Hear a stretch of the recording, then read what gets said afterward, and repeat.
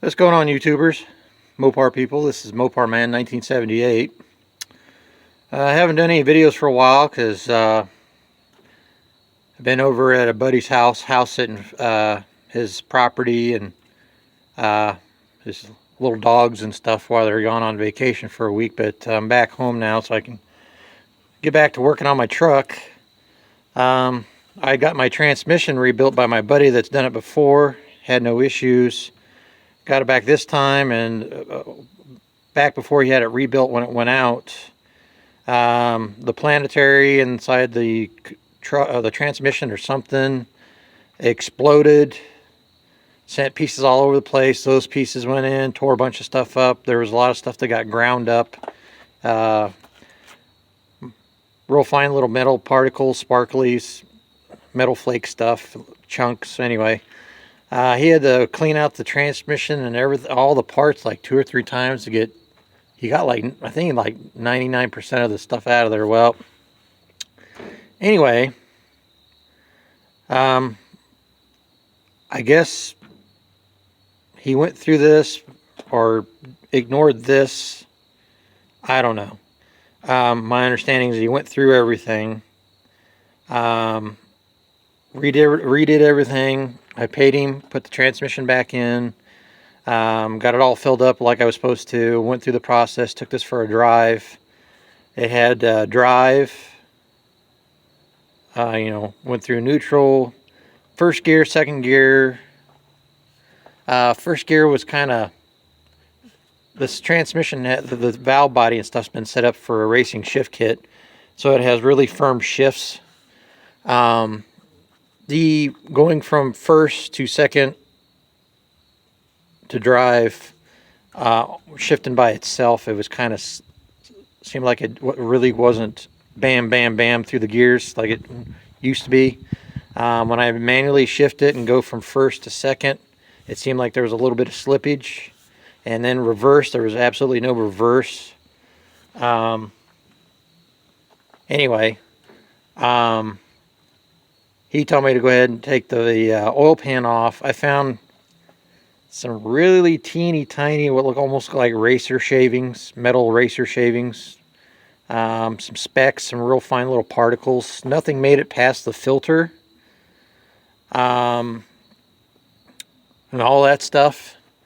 Cleaned out the pan. Like I said, it wasn't like a bunch of stuff, or it wasn't a pile of metal mush. It was just a few little speckles here and there, and on the filter too. So clean the pan out. I'm gonna put a new filter on, all new transmission fluid. Decided to he told me to take the valve body off and inspect the valve body. I've never done that before, so once I read up on it, and I took one section apart at a time. I didn't take the whole entire thing apart. I started like with this here, inspected each valve, put the valve back exactly the way it was, so on and so forth, made sure they're down tight, all the screws were down tight like they're supposed to be. Anyway, out of all the valves, I can't remember how many's in this thing, valves and whatnot, through this entire thing. I think one of the big ones was actually sticking to a certain degree. So I went through with took the valve out, and on each one of the little sections on the valve shaft, there's the little sections of piston, pretty much like this right here. Little flat, short piston sections like this throughout the valves shafts. And what I did is I took a maroon auto body Scotch-Brite pad and basically held the valve, wrapped this around the piston section, and went like this all the way around, and did that on each valve until the one valve that was sticking or had a couple spots that would stick. It doesn't stick anymore. It's been cleaned up, and I made sure it freely moved by itself in and out of the bore. A few of the other ones were barely sticking, and I went through and I checked all of them, and I made sure every single one of the valves in here was freely moving on its own, like this one and this one here. Of course, I don't want to start turning this because it'll pop the, there's a spring in here and a big bearing, so I don't want to move this and have this pop back out on me. But anyway, went through, checked the valve body for metal shavings or particles or anything like that. It was actually clean. There was nothing in them, even in the bores where the valves go back and forth, the pistons, whatever. I've checked the actual valve body plate where the ball bearings are in there in different spots. That was all clean. So, and luckily I bought this book many years back. It's helped me out quite a bit. By HP Books, Torque Flight A27 transmission. It covers 904 stuff in there too. How to rebuild or modify a Chrysler 727 Torque Flight for all applications. Everything from stock to lightly modified to full out racing stuff that you can do. Anyway, I'm on the other part I got to do now is I lost my page here.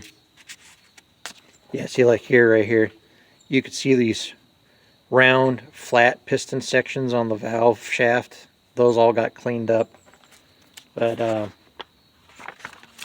anyway, I think the wind, I'm outside and the wind blew this a little forward.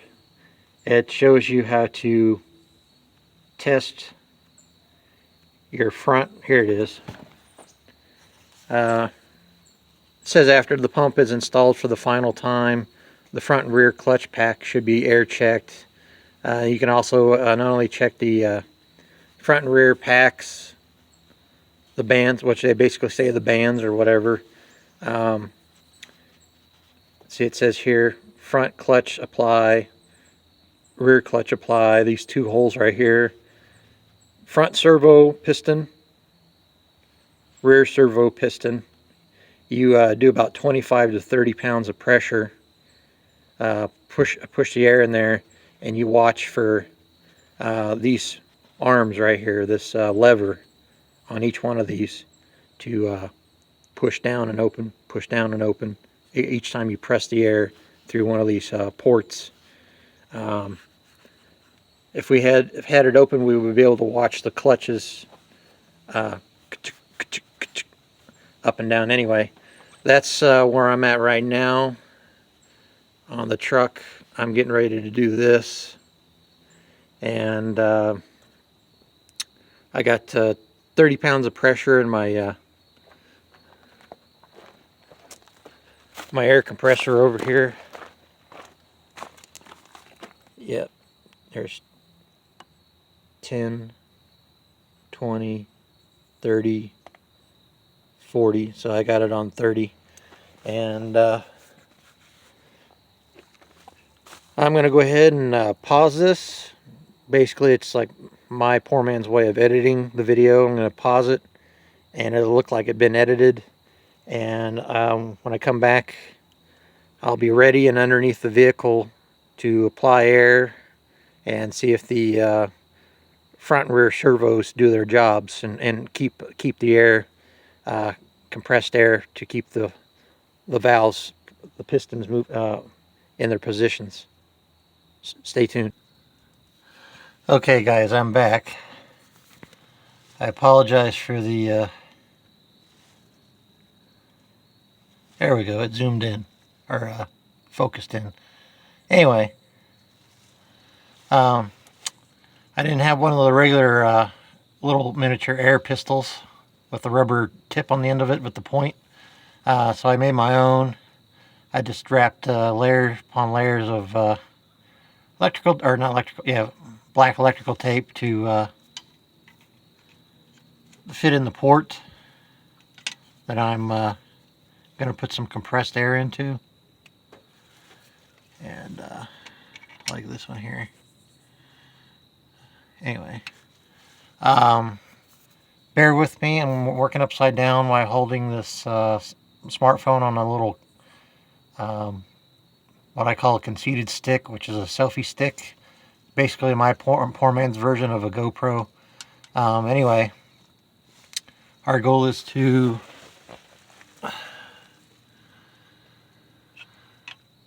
if the seals around the servo pistons for the front and reverse mode is sealing, this arm will engage and press the piston down, and it's supposed to hold air and let up, and when I take the pressure off it's supposed to let up. Same thing with the front one. And I believe, because I'm also partially reading upside down on that book I just was talking about, so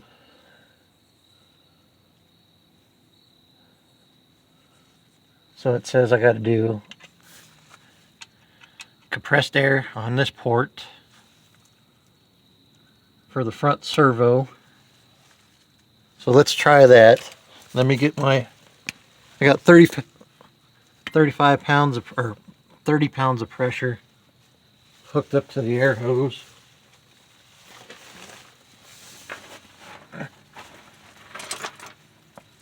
Remember, no more than 30 psi to these ports, otherwise you could end up blowing the seals. Anyway, all right.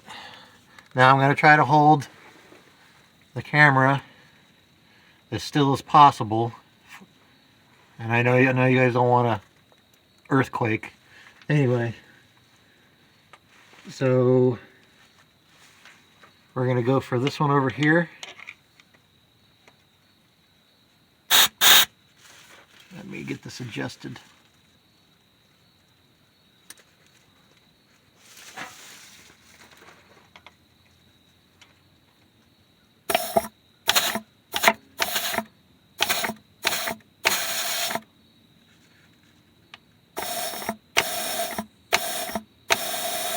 Okay, so we know forward gear is working. Okay. Now we're going to the reverse one. Since I don't have any reverse, and I've already fixed the issues in the valve body, this is supposed to engage and work. So, this would be this port right here for the reverse.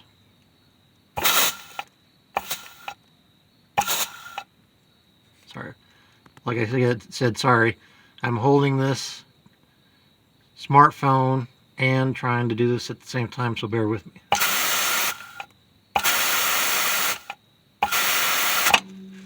Okay.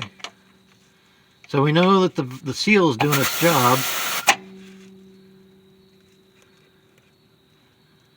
And I already checked with my transmission buddy.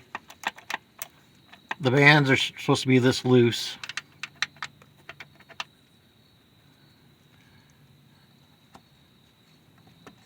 Anyway.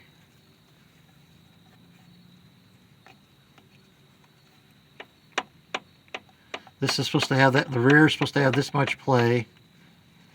The front is supposed to have almost little to no, almost no gap, maybe 1/8 of an inch gap between the end of the lever and the bottom of the piston.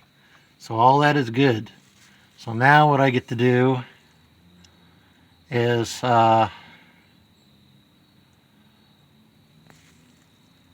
bolt the valve body back up and get this lever engaged and get the valve body put back in, which I won't be showing on this video. And then the next video I'll do is I'll take you guys for another cruise in the truck and see if I got my reverse back and see if the shifts are firm like they're supposed to be. And with any shift kit or full manual valve body that's installed in any of these automatics, make sure you're running Type F transmission fluid. And if you want to pay a few bucks more, you can go, and I don't know if B&M still sells the trick shift fluid. All it is Type F with blue dye added to it, and you're just paying for it. You're paying for the name. I go and buy the Type F Valvoline or STP Type F transmission fluid from AutoZone, but a lot of times I use the SuperTech stuff from Walmart. People don't say they don't like it because it's supposedly cheap shit, but I did my research, and the company that actually makes SuperTech is from an oil refinery right here in the United States. So that's your choice whether you want to use it or not, but I did my research, so you can use whatever you want. But anyway, I hope you enjoyed this video, and before too long I'll be doing some other ones. Have a good day.